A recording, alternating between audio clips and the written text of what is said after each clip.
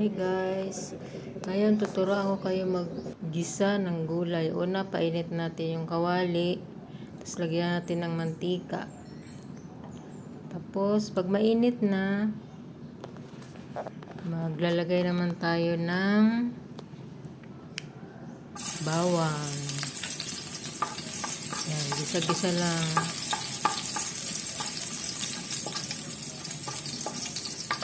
Tapos lagay natin yung sibuyas. Yan. Hanggang maging light brown. Yan guys.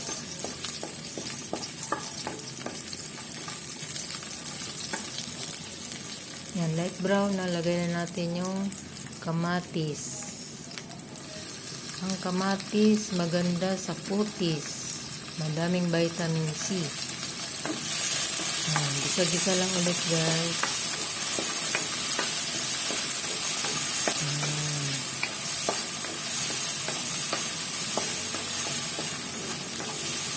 Pagluto na, lalagyan natin siya ng sahog. Nilagay ako ng chicken. Pwede rin sa sardinas, pwede pork. Nasa sa inyo guys kung anong gusto niyo isahog. Gisa-gisa lang guys. Tapos lagyan natin siya ng asin at konting paminta. Ayaw pa lumabas ang paminta.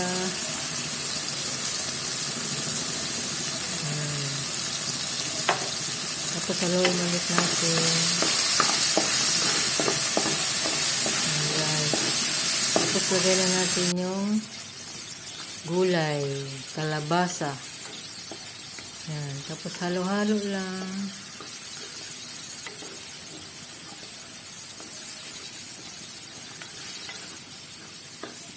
Yan. Ganyan lang guys magluto. Tapos lagay na natin yung hiniwang talong. Yan. Pampahaba ng buhay ang talong. Yan guys, halo-halo lang yan.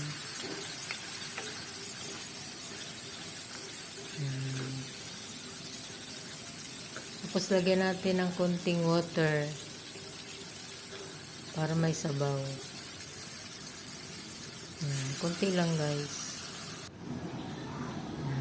Yan, kumukulo na. Yan.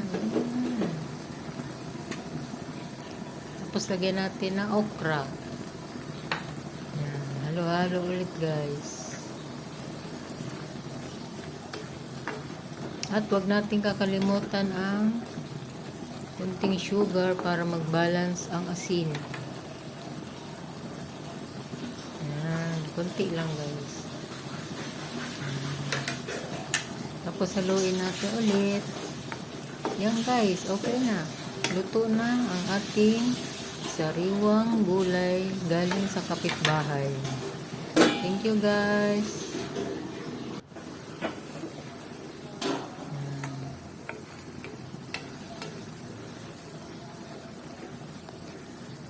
Okay na yan guys. Thank you for watching.